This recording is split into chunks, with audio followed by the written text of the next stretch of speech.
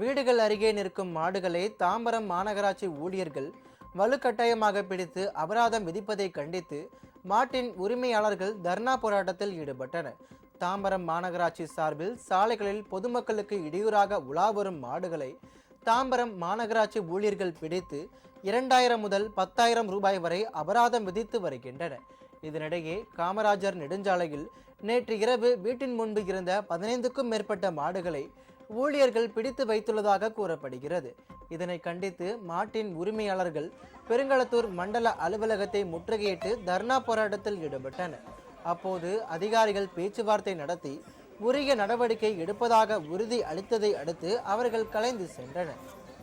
மாடி எங்களுக்கு கணுவட்டி 2 மாடு பிடிச்சின்னு போனாங்க. இதே மாடியில் போனோம். நாங்கள் போனால் இந்த மாதிரி எங்களை மாடு மட்டும் பிடிக்கிறீங்களே, எங்களுக்கு வேலை இல்லையா, நாங்கள் என்ன பண்ண கேட்டால், அப்போ குப்பை வண்டி வருதுமா, நீங்கள் வேணா அதில் போங்க, நான் வேணான்னு சொல்லலை, அதில் வேணா உங்களுக்கு வேலை வாங்கி தரேன்னா.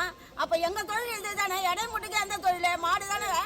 அப்போ மாடை விட்டுட்டு நாங்கள் எதுக்கு குப்பை பொறுக்க வேணும்? அன்னைக்கு மட்டும் இவங்க மாதிரி இத்தனை பேர் வந்திருந்தாங்கன்னா இதே பிரச்சனை அன்னைக்கு ஆயிருக்கும். அன்னைக்கு எனக்கு அவ்வளோ இதுவும் இல்லை, யாரும் வரல அன்னைக்கு யாரும் கேட்கறதுக்கு.